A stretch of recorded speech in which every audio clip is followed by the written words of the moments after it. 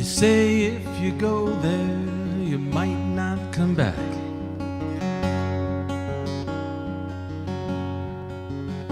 Cause it's a far piece to travel and it's not on a map.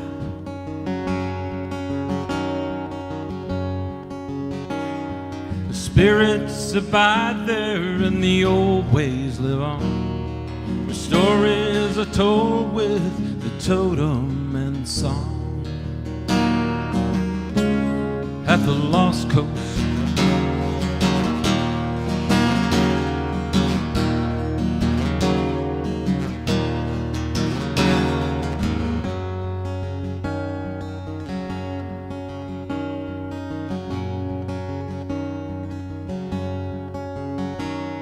sequoias and redwoods bridge heaven and earth.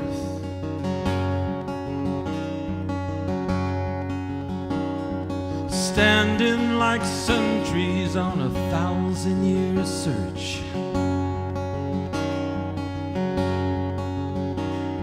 And great whites and killer whales hunt in the deep. And condors and eagles wheel and scream. Down the lost coast,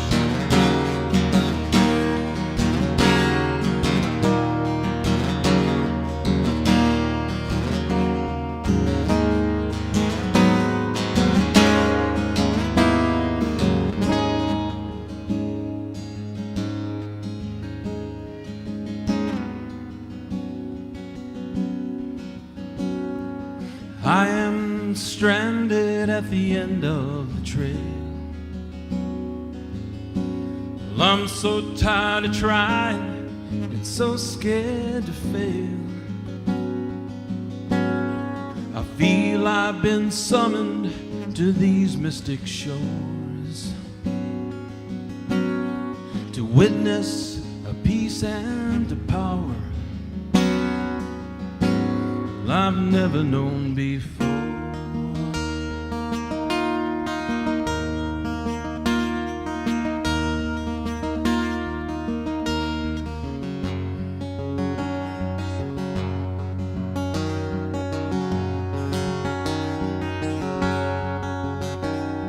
The wind and sea rising, the waves crashing down.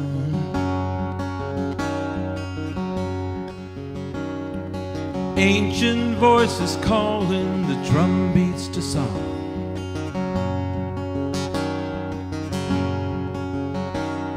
The mist twirls and flutters like a ghost dancer's hands. I follow the footpath down to the sand. Down the lost coast,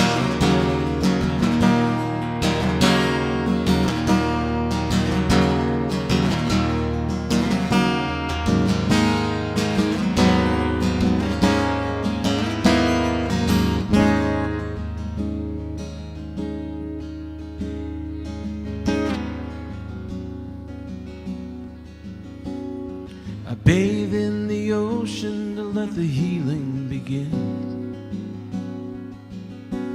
My spirit is rising like a hawk on the wind. I sit by the campfire and breathe in the night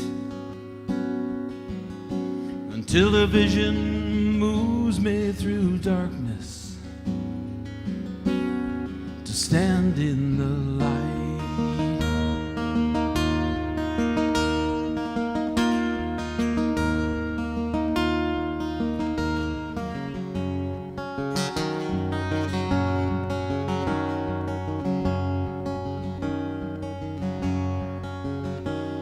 They say if you go there,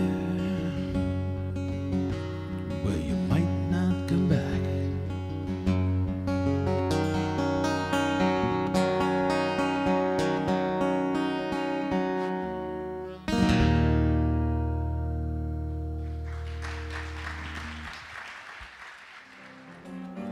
Now still our hearts as we offer up our prayers.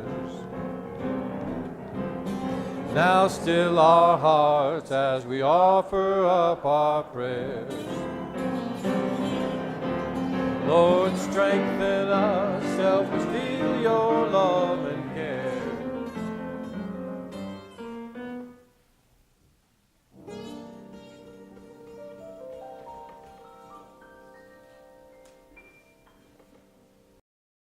With our help, make a cheerful bonfire of the stuff we don't need. Change us, and then in us, light fires of love that will transform the world. Come, Holy Spirit, come. Amen. Please take a moment and say good morning to those whom you're seated near. Bo, how are you today?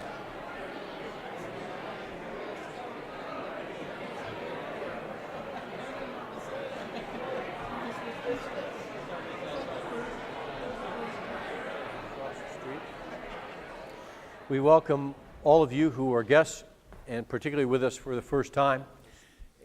Two special events I'd like to highlight. One is Bocce, or as Elliot makes me say, Boche. That's this Saturday night, and once again, it is a sellout. So we filled all the spots, but every time we've had a waiting list in the past, I think all those folks have been accommodated. It's a great night of Italian meal, boatloads of fellowship, and then a bocce tournament, a boche tournament, and that's all in Highwood, and that's this Saturday night. Sign up at the back table if you'd like to join the waiting list. And then we do still have a few spots available for the men's dinner, which is tomorrow night. That begins at 6 o'clock. That's at Gorton. And our very special guest, some of you saw him on the WGN Morning News, is Tyler Smith this past Friday. A great young man who grew up in Lake Bluff and who's written a story about his 11 years of playing pro basketball around the world. And in fact, if you'd like one of his books, they're on the back table, and you can see Zach or me after the service if you're interested in that.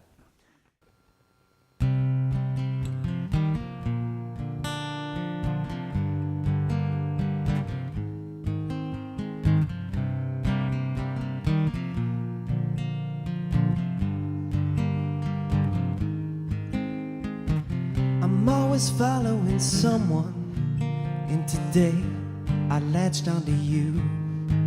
As I walk in your shadow, I watch your bright light fade to blue. I watched you light the candle, I held your hand while you whispered the prayer. As that glow pushed out the shadow, I too slowly disappeared.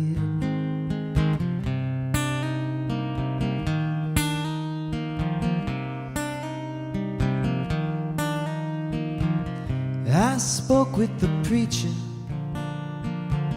and I spoke with the nurse. One answered my questions in science, one answered my questions in verse. I saw the light between them and saw the truth in both of their thought. As I was pushed out the doorway, I finally learned what I was taught. Light inside, light between, shine some light on me. Light inside, light between, shine some faith on me. I took a vow of silence, I heard more than ever before. When it was time to use my voice, I had nothing to say anymore. As they circled round the fire, holding hands, spinning left and right, I focused in on the flames until I vanished in the dark of the night.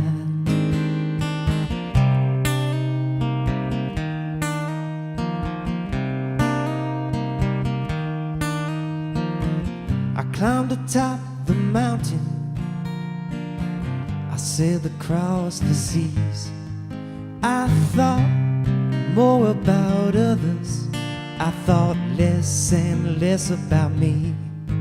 I saw the light inside them. I saw how much we all have to give. For a moment, for a glimpse, I understood how I wanted to live.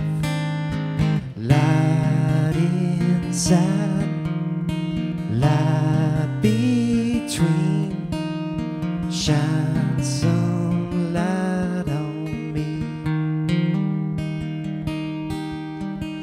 Light inside, light between, shine some faith on me.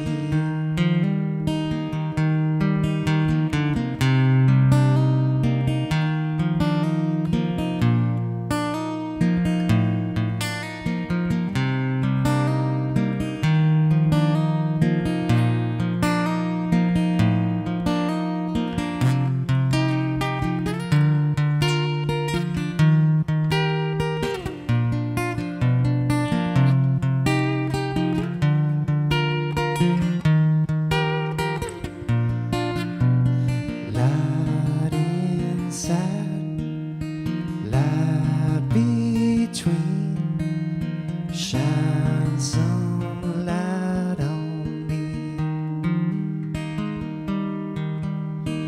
Light inside, light between, shine some faith on me.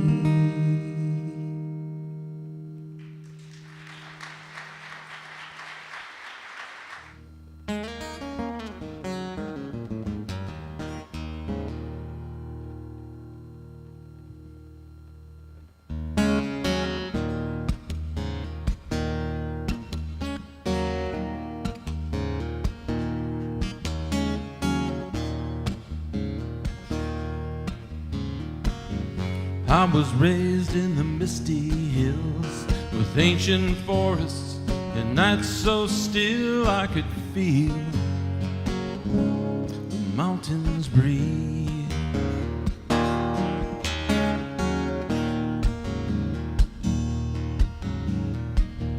In these hills our family roots run deep. We've worked this land for 2 centuries till our blood and our bones feed the earth.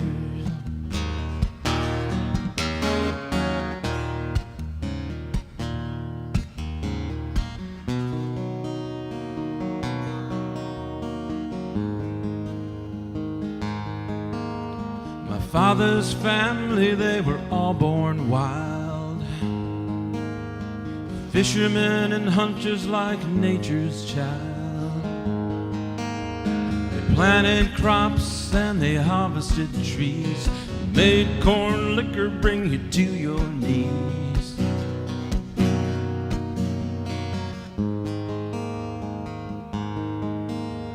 I told my father when I was so young, when I walk these hills under moon or sun,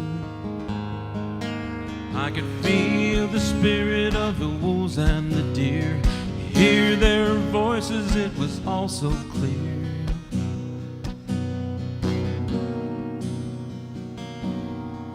And then my father looked at me and he said, son, it's in your blood, the forest and trees. It's in your blood, the rivers and streams. It's in your blood.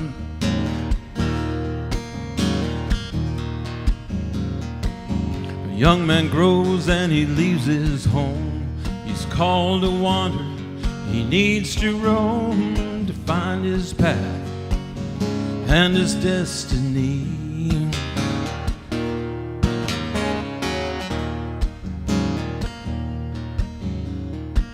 Now all the time that I was gone, those hills were calling to me like a song that touched my soul, filled my heart.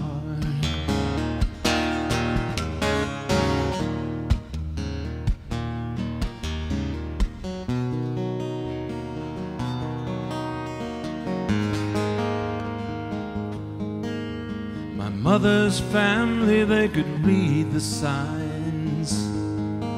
They could tell your fortune and ease your mind. Diviners, mystics, and preachers too, they could heal your body and the spirit in you.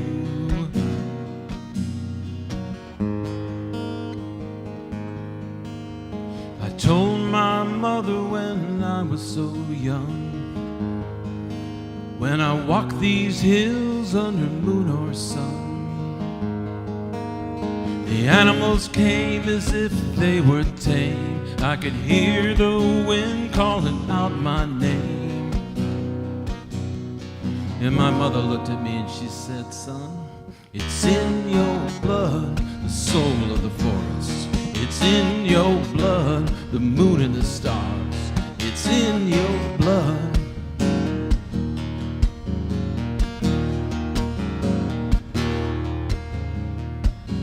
Now I brought my family home, and these mystic hills, we're never alone. We're sheltered by and safe in the forest's arms.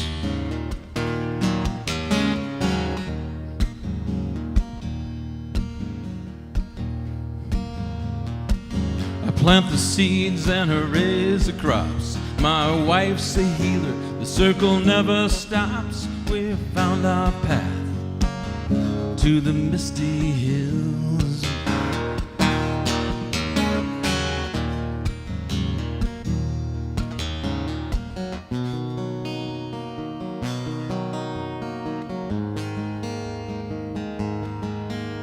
My children told me when they were so young,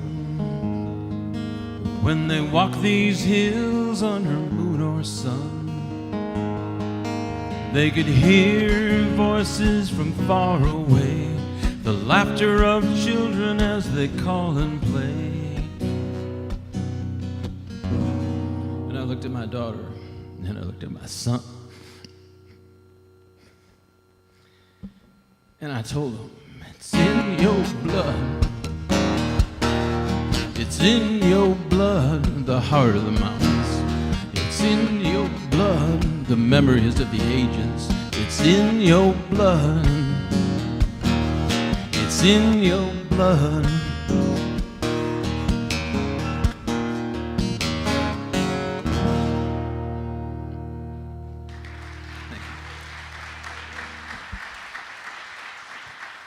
The passage for this morning comes from Luke. These are selections from Luke 15, story of the parable of the lost son. There was a man who had 2 sons. The younger one said to his father, "Father, give me my share of the estate." So he divided his property between them.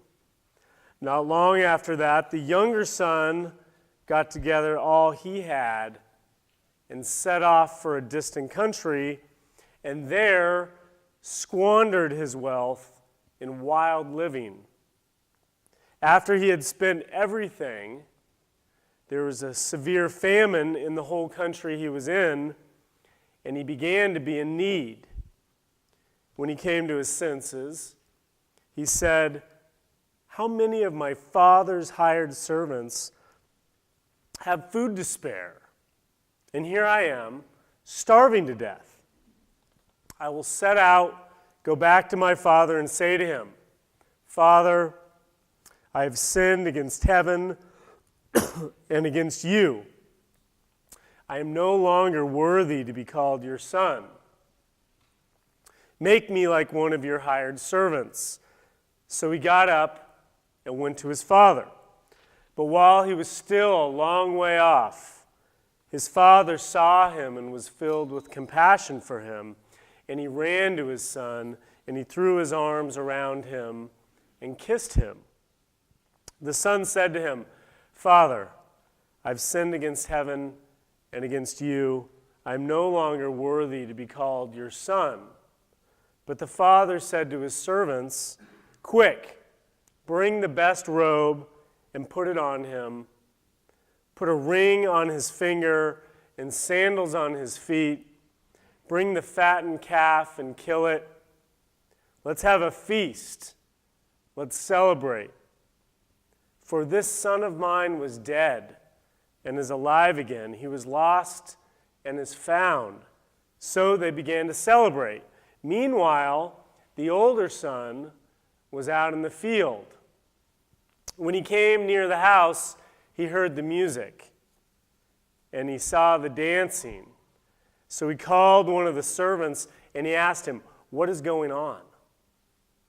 "Your brother has come," he replied, "and your father has killed the fattened calf because he has him back safe and sound." The older brother became angry and refused to go in, so his father went out and pleaded with him. But he answered his father, "Look, all these years I've been slaving for you and never disobeyed your orders. Yet you never gave me a young goat so I could celebrate with my friends. But when this son of yours, who has squandered all your property with prostitutes and wild living, comes home, you kill the fattened calf for him?" "My son," the father said, "you are always with me, and everything I have is yours. But we had to celebrate and be glad because this brother of yours was dead and is alive again. He was lost and is now found." Amen. So it's Sunday morning at the Community Church of Lake Forest in Lake Bluff, and it's 10 a.m. And I look at Ken, and he looks at me, and together we're kind of thinking, yikes, it's 10 o'clock and there's only 30 people here. Is that the way it's going to be? And then by 10 minutes after 10, magically there are about 150 people here who have come through the doors for worship. Do those latecomers, those 120 latecomers, get hassled? Do they get a verbal hand slap, a half-dirty look? Nah. They're welcomed enthusiastically, just like everyone else. That's grace. Former Illinois Governor George Ryan, on January 11, 2003, just before he left office, commuted to life the sentences of 167 people on death row. Those convicts experienced grace. My credit card expired in January of 2018, just 2 months back. I had switched to another card for lower rates, more miles, all that kind of stuff. But I forgot to tell the phone company, which paid this one bill from the credit card. So they send me all these messages, not wanting to mess up my credit rating, have to pay any additional fees. I call them. The very nice lady on the other end of the phone says, "Well, yeah, it is past due, but there's no extra charges. It's not going to hurt your credit rating." She told me there was a period of grace. Finally, a vision pretty clear in my mind of what's likely to happen sometime in the next 4 to 6 weeks. I'm on the golf course. I step up to the tee for my first drive of the year after publicly proclaiming to all my friends that this is going to be my year for golf.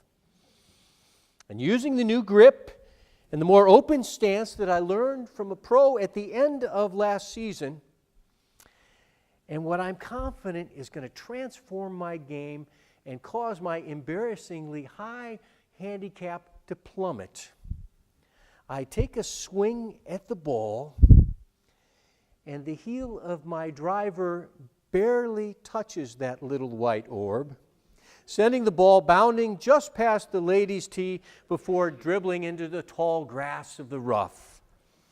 My partner, after some well-deserved abuse, says, "You know, Tom, this really is going to be your year for golf, huh?" But then he says, "Take a mulligan." And it's a moment of grace. when we deserve to be punished or chastised or penalized, and we're not, that's grace.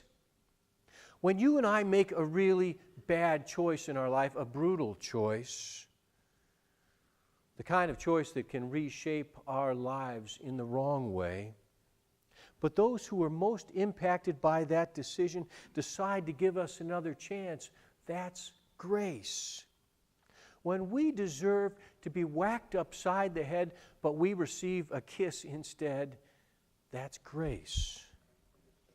Grace, probably because I need it so badly, is my favorite theological concept and one of my favorite words. That's why when a friend who's part of our church family sent me a very engaging email this week and said that he had a desire to breathe deep and fill his lungs with the transforming air of grace, I said, you bet, let's get together. So I contacted him and I said, let's meet at the brewery in Lake Bluff just at the end of the day before dinner. And by the way, you know what, I love the idea of thinking about and talking about grace. So I'm just going to put the sermon that I had prepared for this Sunday back in the freezer for another Sunday morning, because I kind of feel like thinking about and talking about grace all week long, and this will give me the chance to do that.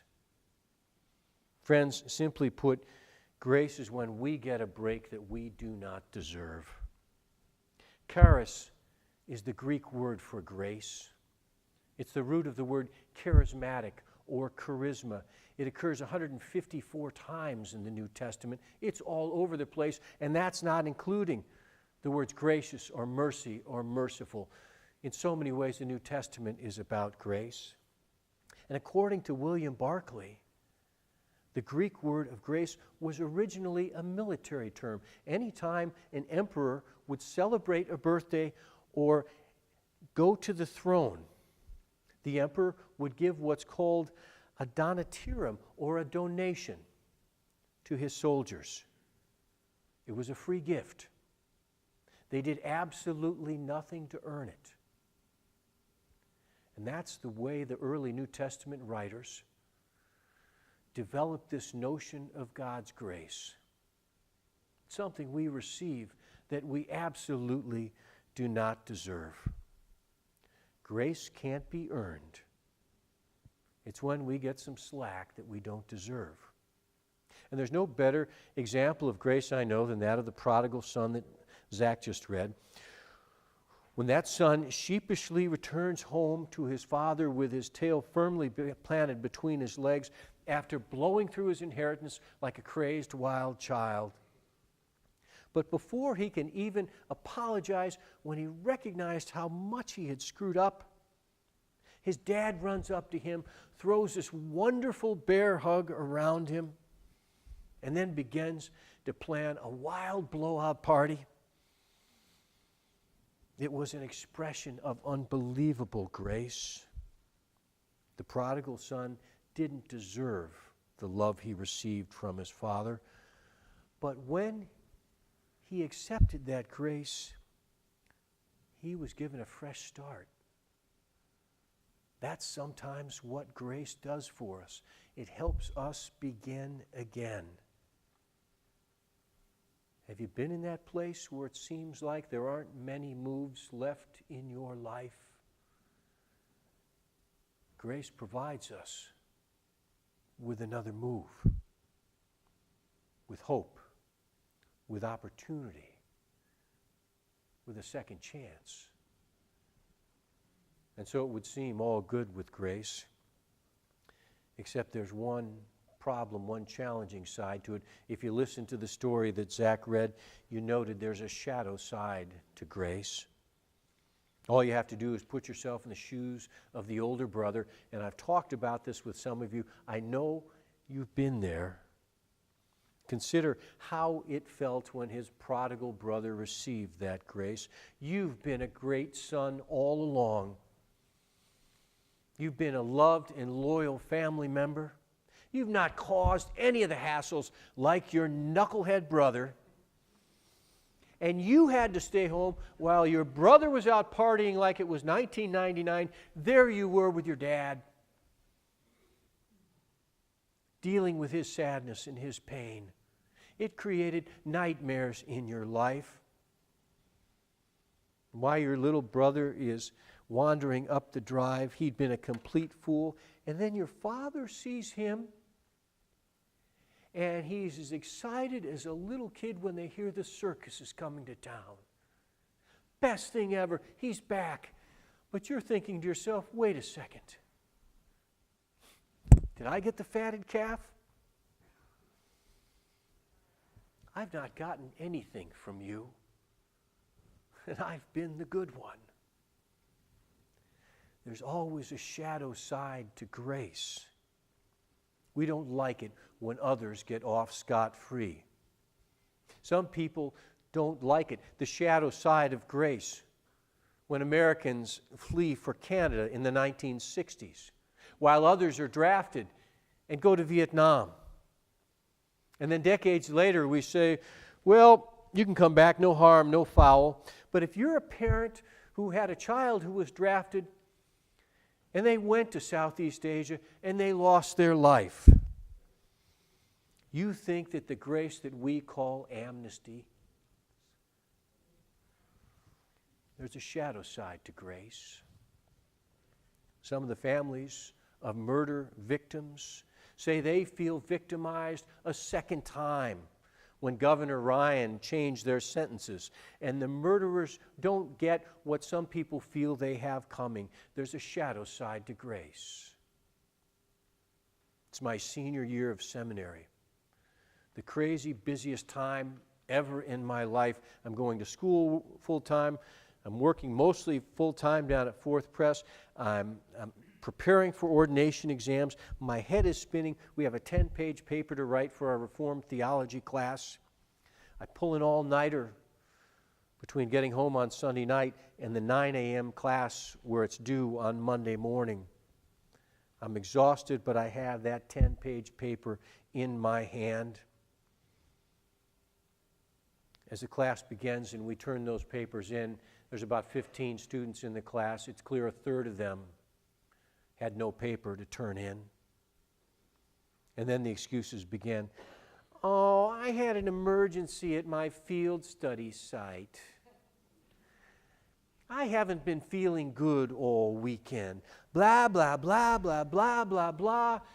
And the professor says, well, I'll give anyone who needs it another 48 hours.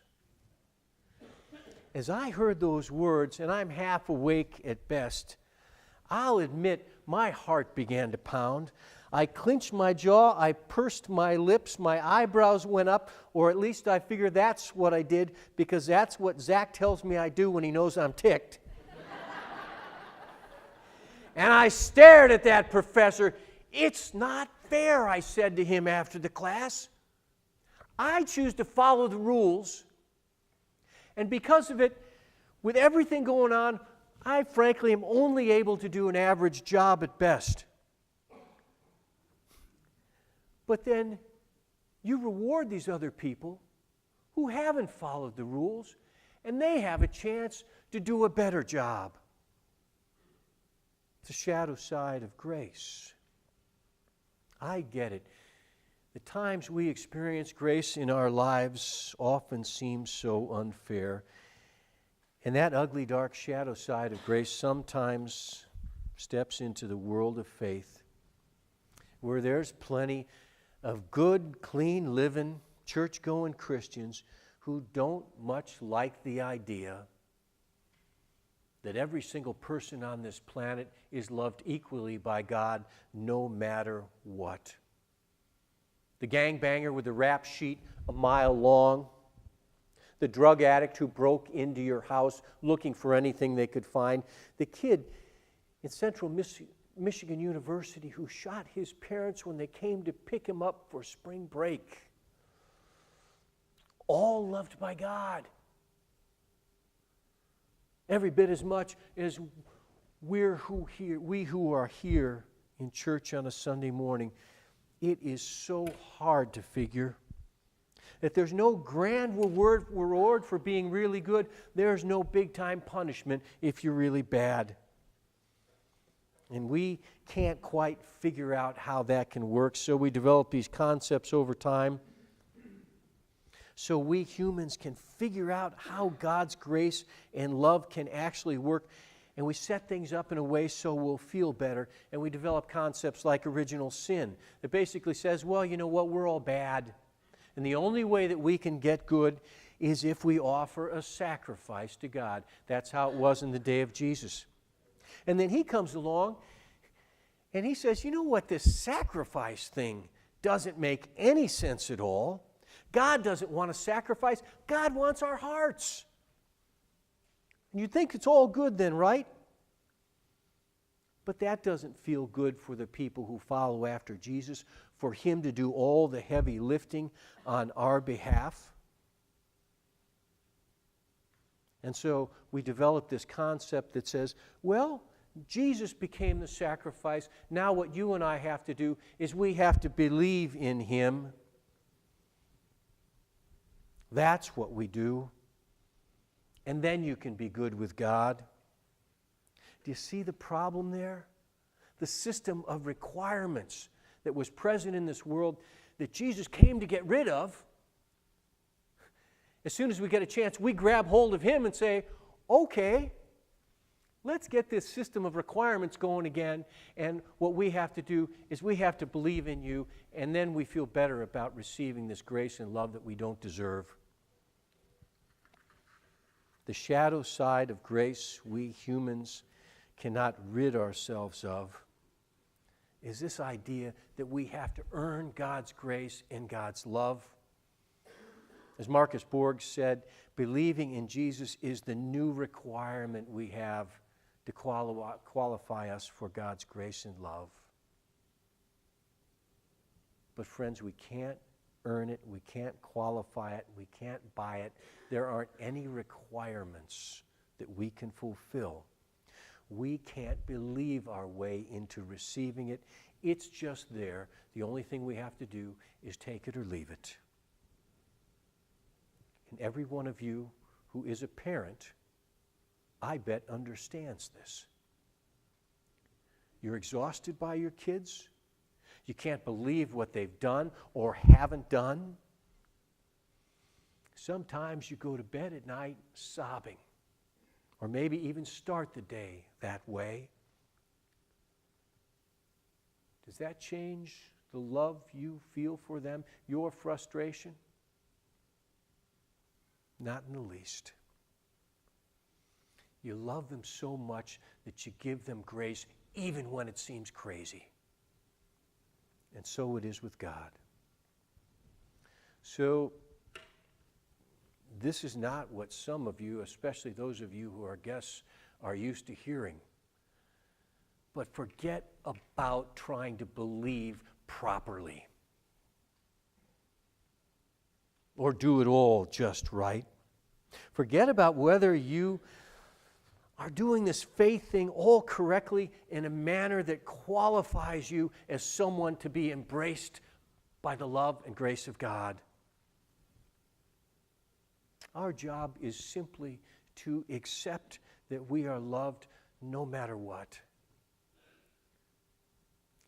And then our job is, if we take that to heart, to live inspired lives and extend that grace not to a world that deserves it, but to a world that needs it. Amen.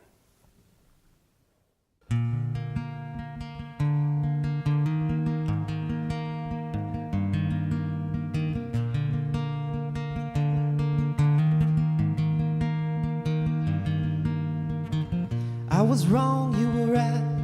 There's always something to smile about. Now that you're gone, I think I finally figured you out. I remember the road trips, driving 15 hours straight. Sitting by your side, always felt like a fortunate fate. You were a friend to me. You remember the words you sang in my key. You were a friend to me. More like a brother, more like family. We used to speak in quotes, we used to shout with our fists, used to howl at the moon, used to live on the blacklist. Friendship, friendship, how it ebbs and it flows, sometimes held together by the secrets that we know.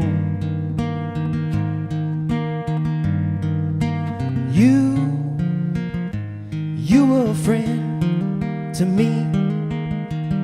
You remember the words you sang in my key. You were a friend to me.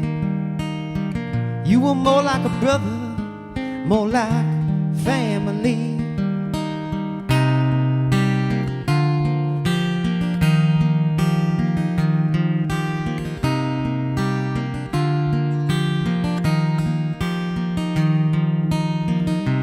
Carry you with me as I walk away, and let your laughter find me every day. I'll underline the words I know you like, and sing a song for you every night.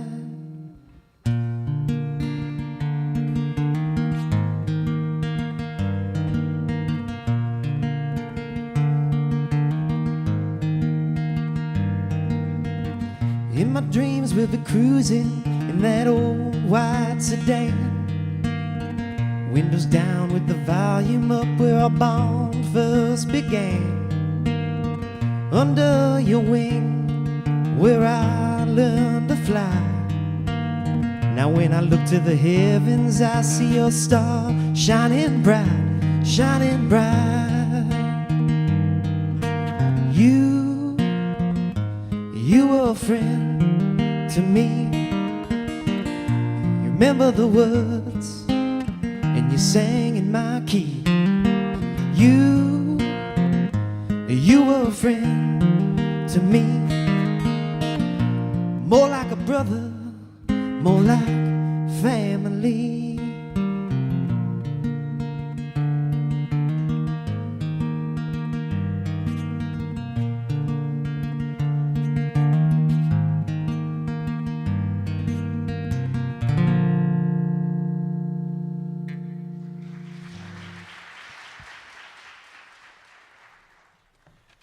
Friends, go in peace, live in the light of God's love.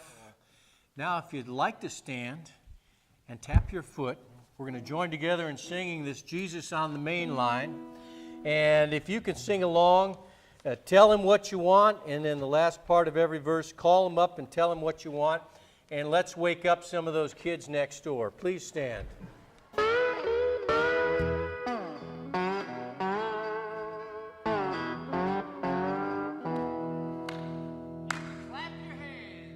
Well, Jesus on the main line, tell him what you want. Well, Jesus on the main line, tell him what you want. Jesus on the main line, tell him what you want. You can call him up and tell him what you want. If you're sick and you won't get well, tell him what you want. If you're sick and you won't get well, tell him what you want. If you're sick and you ain't getting well, tell him what you want. Call him up and tell him what you want. The line ain't never busy, tell him what you want. I said that line ain't never busy, tell him what you want. His line ain't never busy, so tell him what you want. Well, you can call him up and tell him what you want.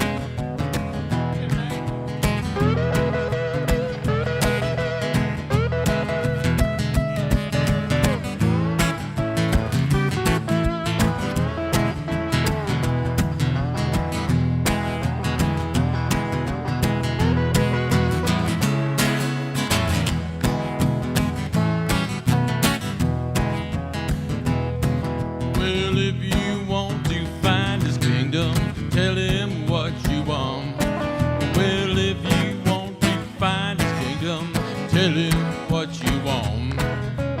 If you want to find his kingdom, tell him what you want. You can call him up and tell him what you want.